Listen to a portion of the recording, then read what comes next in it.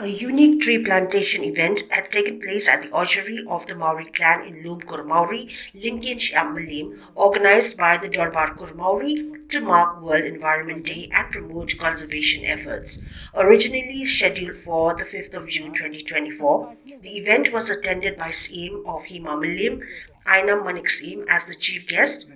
along with representatives from Kasunjuk Kirangbakur Kabri Unyutrem. The event featured speeches from other clan representatives, including Erwin Kesim Sutnga, Rafael Wadri, and David Warnaujri. The tree plantation program was attended by delegates and clan members, concluding with a vote of thanks from Lucy Maori. President of the Maori clan, Leonard Arun Maori, highlighted the clan's origins and their commitment to establishing a sacred forest around the orgery.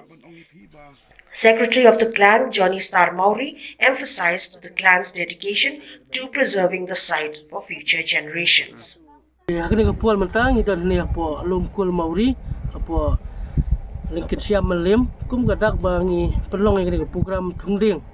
jong kakul Maori lengkat ke jing lang usim jong Hima Malim lengkat kini ki longlam jong ka sencuk kirang bakul jing mut temu jong ini ka program ni golong ban penek persak ya gini ka jing tenan ya gini ka jinglong jong gini ka Lumkul hang ni ka ba ngidan yang mau siang bat ki mau bena sanam jong kakul gajan Maori nadu ki pol mensua te kumta hakane ka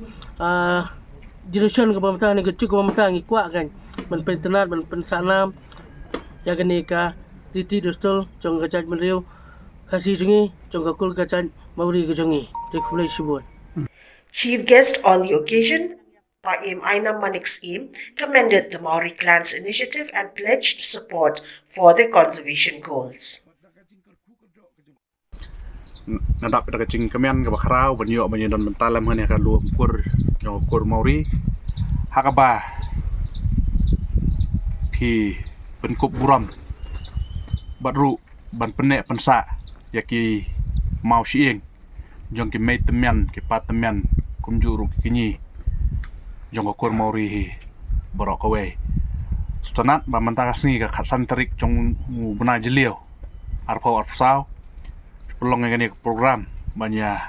thungding nak benta hang ni po kajaka ka jongpi baru kai ga bai mai phang yi baru joni mane ba kanlong ru ga bostunat bagani kajaka jongpi pen perkelas kalau kentang hakaba kanlong ru ga ba sutunat khamtam yaki shnong kimba marjan marpa